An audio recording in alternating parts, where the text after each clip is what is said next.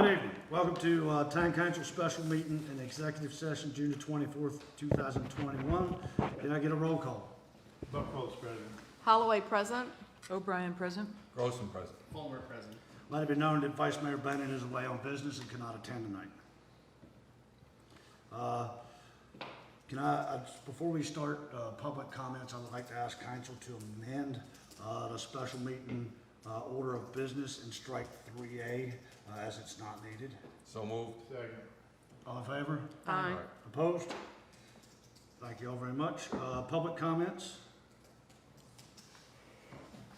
Will you please come up to the mic, state your name and address for the record, please? He didn't hear you. I haven't worn a tie since the last lawsuit. So we have to wear a tie to court. He's not on camera, right? Oh my God, I just snorted it. Love you, love you. Oh my God. We have nobody signed up, but I have 5 comments that were submitted via email. Okay, the first one is from the Patton family, Ryan and Jen Patton, 522 Strawberry Street. Dear council members, we would like to express our concerns over the proposed tax changes being considered. As we understand it, the proposed tax treats vacation rentals different than hotels and bed and breakfasts and is an unfair burden for owners and guests. 2020-2021 has been a record-setting year for our vacation rentals, and the taxes to the town will be higher than ever before without a tax increase. We support vacationers' right to rent homes or hotels and bed and breakfast and to be able to come to Cape Charles year-round and spend money in the town, eat in the restaurants, shop in the shops. With more visitors, businesses can operate and provide services to the town and bring in additional tax revenue. Vacation rentals are an important part of the community in Cape Charles. The Vacation Homeowners Association has stepped up in many ways over the last several years to support the community. The town should not do anything to send a message that the town is not supportive of these homes. Singling them out for a discriminatory tax would do just that. Please don't vote to discourage vacation rentals by singling them out for special taxes. We have Jennifer Jackson. Jennifer Jackson and Rachel Lako, 628, 630 Madison Avenue. Dear Mayor, Vice Mayor, and Town Council, we own a duplex within the historic district of Cape Charles and wanted to write to provide our thoughts on the proposed changes to the transient occupancy taxes. We love this town and spend as much time as we can here at all times of the year. We value our friendships with many full-time residents of Cape Charles and the surrounding communities. We work hard to support the amazing local businesses in the area and give back to the town whenever we can. In our time here, we have seen the amazing growth in the town and also witnessed the drain on resources created by the town's popularity as a vacation destination and the increasing number of vacation rentals. Please know that we share the frustration and anger over visitors who create safety concerns by disregarding basic rules and laws and showing blatant disrespect toward us and our neighbors in town. As we considered renting the other side of our duplex, we worked hard to generate interest amongst our own family and friends because we cared deeply that whoever stayed next door would respect both our home and the community we love so much. We provided information on the many local businesses we love to be sure our friends and family supported the economy. We have also built a strong system of support so that we could be responsive to our guests' needs even when we are not in town. We both acknowledge the drain that recent growth has created on the town's resources and strongly support the need to address it. However, we would suggest that by applying such a significant tax increase across all vacation rentals, you are significantly impacting a portion of us who are very committed to working to get this right. We have noticed stepped-up enforcement in town lately. Might we suggest that a better way of recapturing revenue would be to levy significant fines on those who are actually breaking the rules? For example, noise, underage golf cart drivers, speeding, alcohol, parking, etc., and/or the homeowners who rent to them. We feel it would be fair if we as homeowners were asked to pay a fine based on the irresponsible actions of one or more of our guests.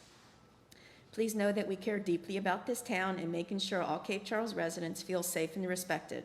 We hope that the town will consider alternative means of recouping the budget shortfall by focusing on directly addressing the negative elements that have accompanied the town's growth. We are at your disposal should there be any way that we could assist in these endeavors. From Ellen Moore, It says, "Dear Mayor and Council, I own a condo at 300 Mason Avenue and am the proprietor of the Elmore Gallery at 223 Mason Avenue. I first came to Cape Charles in 1990 and purchased the building at 203-205 Mason Avenue in 1995 and spent the next 5 years renovating it. I'm proud to have been part of the decades-long effort that successfully revitalized this town.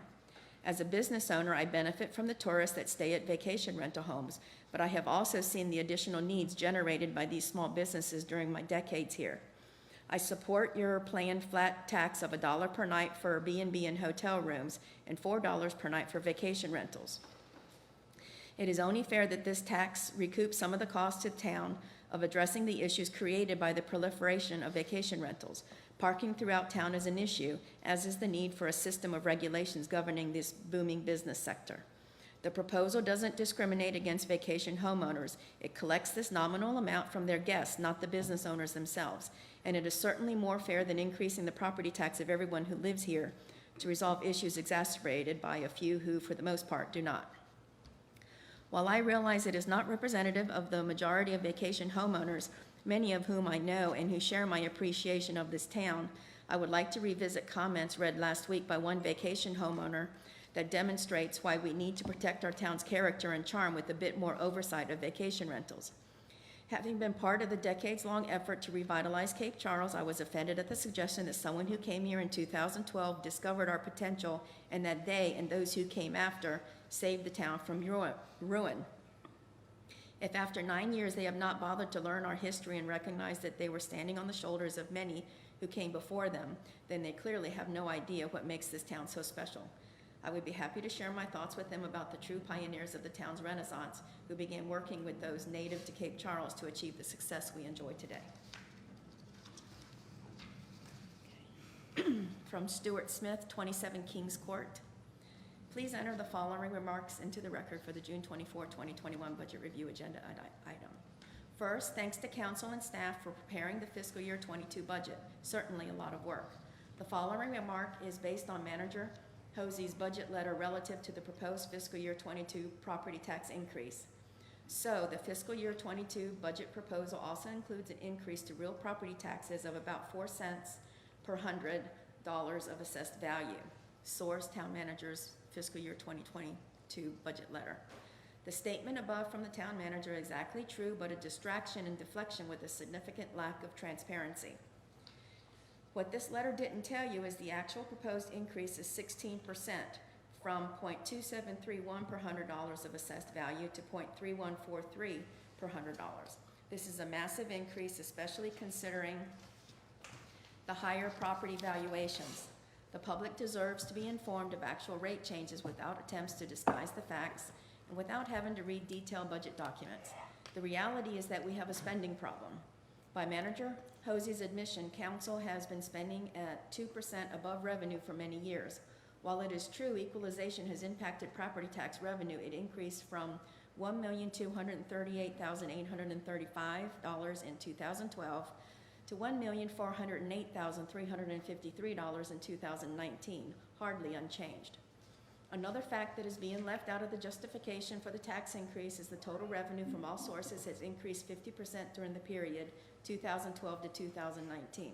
So spending hasn't been totally constrained by property tax revenues. $2,087,384 in 2012 to $3,079,960 in 2019. The plain truth is council needs to cut spending to get in line with expected revenues, including budgeting below revenues for a few years to build up a reserve fund. Here is my proposal. Reduce the budget tax increase for property tax to 2 cents, an 8% increase of the fiscal year 22 current request. Adopt a revised budget that is in balance with the 2 cent level to ensure future spending is below projected revenue until an adequate reserve level is reached. Last one is from Joanne Bowick from Strawberry Street.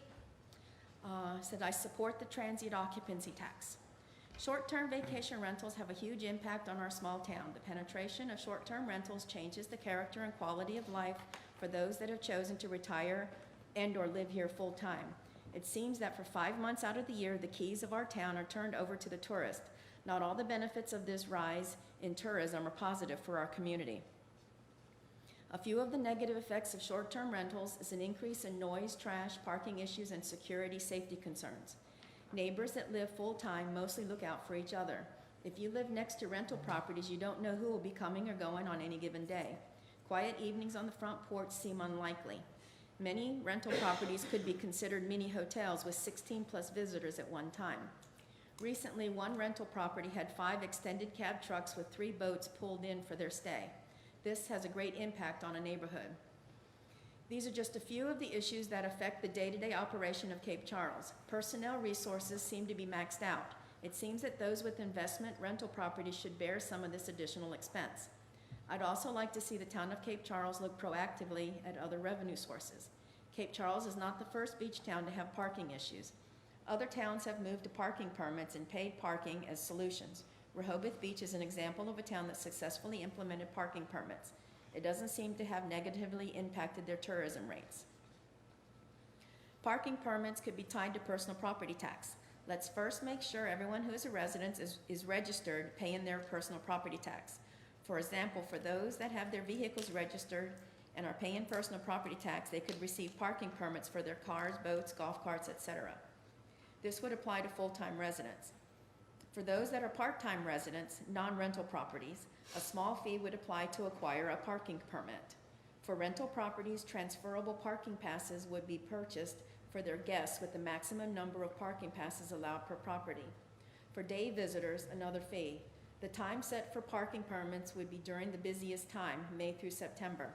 This might also help get the many boats off the already crowded streets, some without even a Virginia registration. There are options. The town leaders just need to be proactive. We have many beach communities that have been able to work through the growing pains that Cape Charles seems to be going through right now. Okay, that's it. Nice job. Thank you, Libby. All right. Item 3, special meeting order of business. 3B, fiscal year 2022 budget adoption. Rosie? Mr. Mayor, at the public hearing last week, there were a number of comments, and I was asked to review those comments and prepare some clarifications so that maybe we can set the record straight and make sure everyone understands what's really happening and clear up any perhaps misinformation.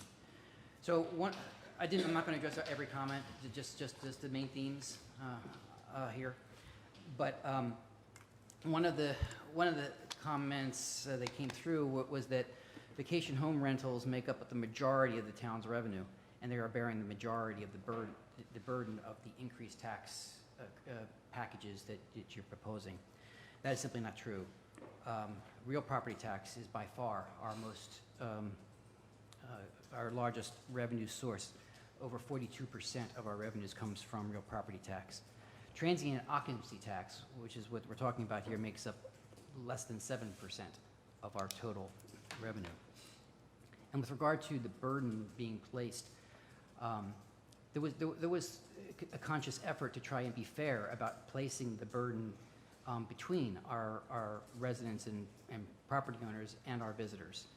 And when it comes to the general fund increases, where we landed is about 50-50. The visitors are being asked to bear the burden of about half of the total amount, and so are our residents. But you have to also count our capital budget. That's a real expense as well. When you get to our capital budget, again, the visitors were asked to assist, but and on that one, they're only assisting at 20%, and our residents are at 80%. So overall, our residents and property owners are bearing a larger burden than our visitors, although our visitors are being asked to take on what we hope is a fair amount. Another recurring comment was the difference in the tax rates proposed between hotels and B&Bs and vacation home rentals. It's been labeled as punitive or discriminative or unfair. I would dispute any of those characterizations. They are different. And the reason they are different is because these are two different types of businesses with two different impacts on the town and on our ability to provide services and the pressure on our infrastructure. It's meant to try to actually make it more fair so that the burden is more equitably distributed. For example, on average, and again, there's always going to be exceptions to this, but on average, vacation homes have significantly higher occupancy rates than hotel rooms or B&B rooms.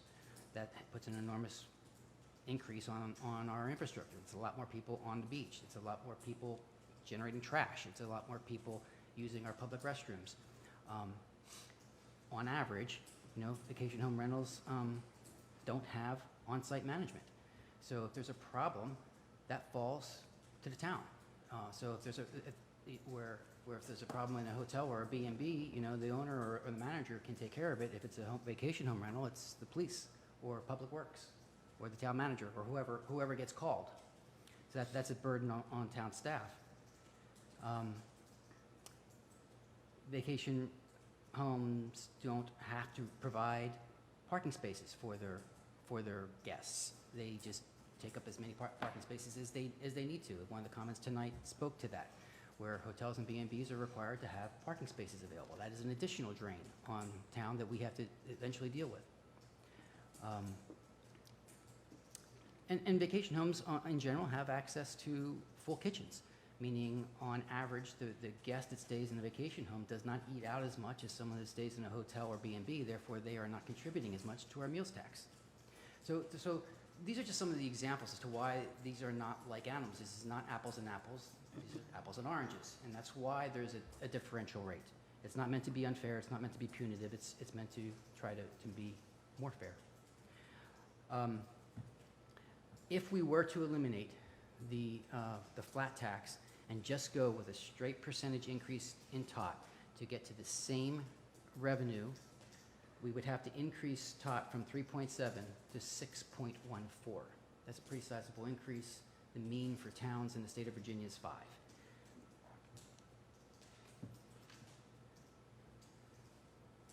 Also, comments were made that we were overreacting perhaps to an unusual year in 2020. And I want to make it clear that none of the tax rates were set based on 2020 experience. Everything was based on an extrapolation of 2019. Also, should transient occupancy taxes pass as proposed tonight, they would not go into effect until next year. They wouldn't affect this season. They would become effective on January 1 of 2022. So there's time to figure out any bumps in the road as far as administration goes. Also, there was comments about needing to cut the budget before raising taxes. Very reasonable comment. You always do that. You always look at that first. But a couple of things here that need to be mentioned. One, it's very hard to look at our budget and see growth or cuts. And that's because prior to this year, our budget was not as transparent. Everything was lumped together. So you can't just look at bottom line numbers and make any conclusions. Pass-through monies, grants, loans, draws from reserve, all that gets mixed into the bottom line number. And so it's hard to just say, well, you didn't cut the budget or you spent too much money. Starting this year, we're moving towards a more transparent budget. We've pulled out a lot of things. We've pulled out capital projects. We've pulled out debt. We've pulled out special activities, these very unusual things like these huge grants we get for the pandemic that are one-time items. These can now be looked at separately, and you can now see our core revenues and our core expenditures going forward. But that doesn't help with the comment of comparing it to the past. The only thing I can offer as an objective, documentable source that we have cut the budget is in our most recent audit. On page 8 of the 2020 audit, our auditors looked at the 21 budget and compared it to the 20 budget, and they documented a 23% cut in expenditures. So we cut the budget 23%, the budget we're working on today. when we built the budget that we're going to adopt today, we added some of that back in because we pulled it in really tight because we didn't know what was happening with the pandemic. That wasn't sustainable. We did add a little bit of that back in the budget that you're considering tonight. But overall, we've already addressed we cut it back as far as we could. We added back what we needed to help keep it sustainable.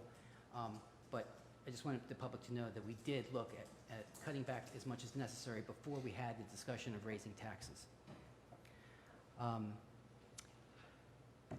And I think those are the main points that I wanted to hit from the comments that were made. Moving on to the agenda item for tonight. By law, we are required to post this weeks in advance. It has to run several weeks in the paper. It's a dynamic world out there, and after we posted it, several things have changed. So I'm going to ask for a couple of amendments. The procedure is to first move to adopt the ordinance, okay? The ordinance needs to be on the floor first. Then you will offer amendments, and if the amendments will be taken one at a time, then you will approve the entire ordinance. The first request for an amendment is to change the presentation in the budget of the American Rescue Act Plan funding. It's significant, and that was budgeted as a revenue in the coming budget, but we're going to receive it this year. Therefore, it needs to be reappropriated. So I just need it to show in the budget you're adopting as a reappropriation versus a revenue. The second item is as you're aware, we're working on revamping the Historic District Design Guidelines. We're in the process of hiring a consultant to do that. We had some money available to do that this fiscal year, but we're not going to be able to get to it this fiscal year.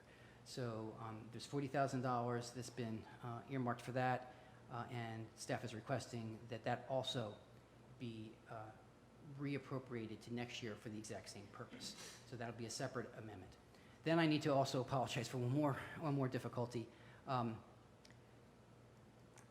The rest of the budget was fine, but when we went to type up the notice for the paper, there was a keying error in one of the line items, and instead of putting in $19,500 on the pass-through grants line item, it was mistakenly typed in as $17,500. Normally, all that would be required for that is for me to just mention it to you that was a mistake. However, a second mistake was made. And that typically what happens is the clerk helps put together the budget ordinance for us, and she used the ad to make the budget. Not her fault, because the ad's normally right. so it's not the clerk's fault. But because the ad was, so this ordinance does have that error. So I am going to need a third motion, unfortunately, to fix that as well. Is just amending that one line item from $17,500 to $18,500. With that, everything else is as we've discussed up until this point, and prepare for questions. I'll make a motion that we adopt ordinance 2021-0624. Second. All right, we got a motion, we got a second. Discussion? Anybody would like to tackle? Yeah, I'll make a John's motion, amendments? I'll make a motion for amendment to that. Move to amend the fiscal year 22 Special Activity Fund revenue to reflect the American Rescue Plan Act funding as a reappropriation. Second. All in favor? Aye. Aye. Okay, first amendment.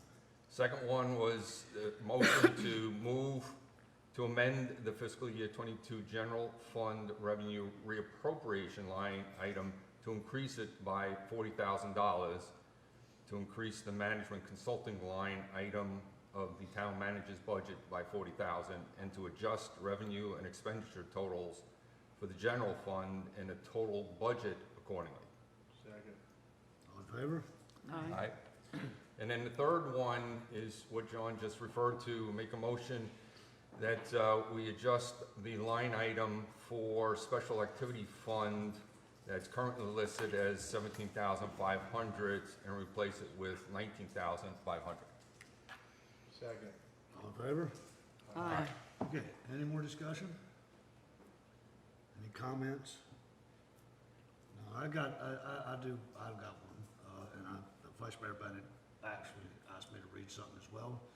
So I just want to thank staff, for all their hard work and council. We went through a series of days of strategic planning. We're planning for the future. We're not planning for the now. And yet, to plan for the future, we've had to eat some of the past. And I think council's done a good job, and I do think everybody worked together very well to spread this as even and fairly as we could across the board. It's a hit, and I know it's coming after a pandemic, and it's something that none of us really thought we were going to be in a position to do, but I think everybody's handling it well. And I think we're doing the best we could do to make Cape Charles the best it can be for many years to come. So thank you all very much. And I'll read what Vice Mayor Bennett. Vice Mayor Bennett said, sorry I'm out of time not being in tonight's meeting. I am in total favor of the budget, and I would ask that it be made clear that the budget increases are not primarily due to COVID, but due to previous many years of deficit spending without corresponding tax increases. I believe the tax increases are being fairly distributed between residents and owners and our transient populations. So, that being said, any more comments? Roll call. Buckles, yes. Holloway, yes. O'Brien, yes. Grossman, yes. Fulmer, yes. Let it be known, it was unanimous, and I move for adoption of ordinance 2021-0624, approving the budget for the fiscal year 21-22 with real property, transient occupancy, and meals tax and utility rate increases, and make appropriations for fiscal year as noticed and regard to reading of the ordinance. Thank you all very much. You don't want to read all those line items? Huh? You don't want to read all those numbers? No, I don't. I really don't. I don't think you want me to read all the numbers either. Time manager comments. I'm gonna keep it short. Just one main thing I wanted to make the council aware of, and I apologize, I should have probably done this before. I meet very often with Main Street, and we work very well together to try and make sure we're working together. And the concept came up that perhaps I would join their board, and I thought that was fine. I didn't think anything of it. And so the board met and voted to install me on the board. And when I was notified that that was official, then all of a sudden I realized, you know what, I probably should have asked council first. So I haven't signed anything yet, but I have been offered a seat on the board of Main Street. I would like to accept it, and I just wanted to make sure you didn't have any problem with it before I moved forward with that. That's up to you three over there. I think it's a great idea. Okay? Congratulations. Okay. And then the only other thing I will mention is at the last meeting under announcements, it did show on the schedule that there was a July 1 meeting if needed. It's not needed. We won't be meeting on July 1. Okay, so your next meeting will be on the joint public hearing on the 13th of July, and then your regular meeting, which has been moved to the 22nd of July. That's all I have, Mr. Mayor. Okay. Going to. Councilman Fulmer, you got any comments? Just one quick one, which I meant to make last week, and by the time we finally got around to it, comments I had forgotten. Last week, we passed the new ordinance on the historic district, and which was an important piece of legislation, and I wanted to flag that we reinforced what was already there and perhaps strengthened the way we approach demolition by neglect structures. And so there are provisions in there for town to take action. And so I would like to see, because I know the practice in the past has not to aggressively pursue that because there might be costs, at least upfront costs involved. And I would like to see the building department instructed that they have our backing to do what's allowed in the ordinance and have letters going out and start those procedures. There aren't a whole lot of those in town. I know I drive passed every day 422 and 424 Randolph, which I think just about everyone coming into town drives past. I'd like to see letters going out to those owners in the very near future, and the inventory of the other few problem properties addressed as well. So, I would love to do that, except I don't have the staff capacity to do that right now. As soon as we can, we will. Fair. And I'll mention those two, the corner house has already gone back through historic and has gotten approval. You know, when we start constructing again, I don't know. Yeah. John on the blue house is scheduled to come in August, Yeah. come again. I was gonna say, these people Yeah. have come before, Right. gotten permits before, and then done nothing. That's So fine. I think That's correct. irrespective of what process they're under, we need to act to protect those structures when we have the staff to do so. Thank you. Councilman Grossman, Nothing for me tonight.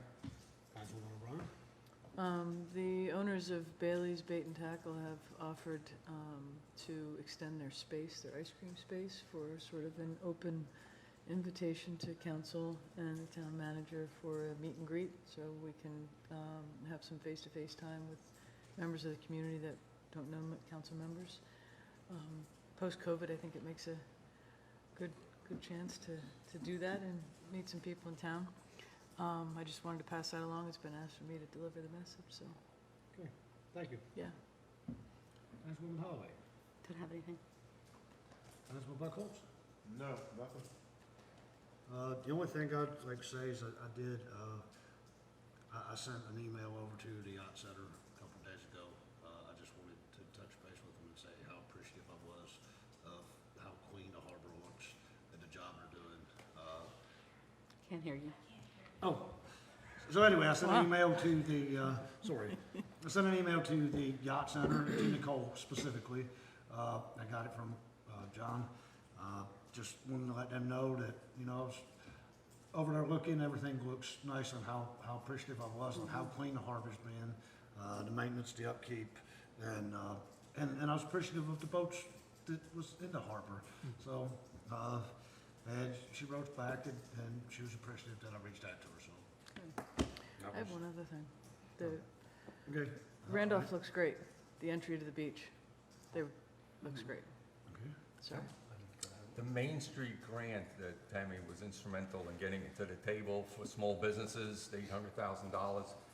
The criteria has opened up and will be going back to businesses. They're now allowing utilities to be factored into their sum and see if some of these can't get closer to the $15,000 reimbursement. But what that means is the program manual has to get changed. John will present it to council, and then we can start accepting revisions to applications for people that have submitted before, or those new ones that, yeah. New. So just as a clarification, the way we do that is you've delegated that authority to a committee who will make those changes, and my requirement is to report it to you. So I won't bring it to you for approval, Right. but I will bring it to you, to report it to you once the committee has adopted those changes. Also, in addition to the other significant change, to dovetail with what Councilman Grossman's talking about, it wasn't just the eligibility for the grant opened, but also they increased our admin budget. Yes, which So we is had run out of money to continue running the program. Yeah. And they've added money so that Main Streets can still do that, and we can still get paid for it. Yeah, which is key with those added responsibilities. We're so happy to be able to support businesses further, but when you're doing it on a lean, mean machine, it's kind of tough. A lot of So, work yeah. on Main Street, and it's very awesome, so. Yeah. A lot of people don't realize the amount of time that went into that. A lot. Any more comments? All right, with no more comments, can I get a motion to go into closed session, Code of Virginia 2.2-3711-A, paragraph 7, consultation with legal counsel pertaining to actual litigation where such consultation or briefing in an open meeting would adversely affect the litigating posture of the public body, specifically David Faber versus the Town of Cape Charles. So moved. Second? All in favor? Aye. Opposed? All right, can I ask the members of the public to leave the room, please. We will be opening the doors for all of you once we come back in the open session. Good night. Thank you. Thank you. Thank you, Andrew.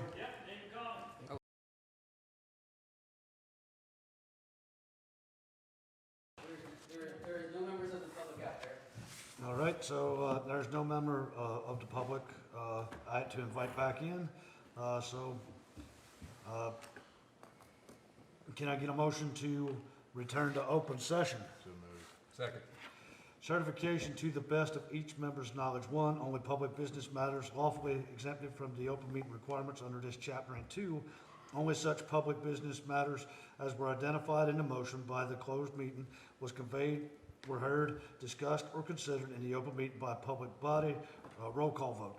Buckholz, yes. Holloway, yes? O'Brien, yes. Grossman, yes. Fulmer, yes. Let it be known as unanimous. Can I get a motion to adjourn? So moved. Second. Barney. All in favor? Aye. What? Everybody wants to adjourn? No, nobody's opposing? So Meeting adjourned.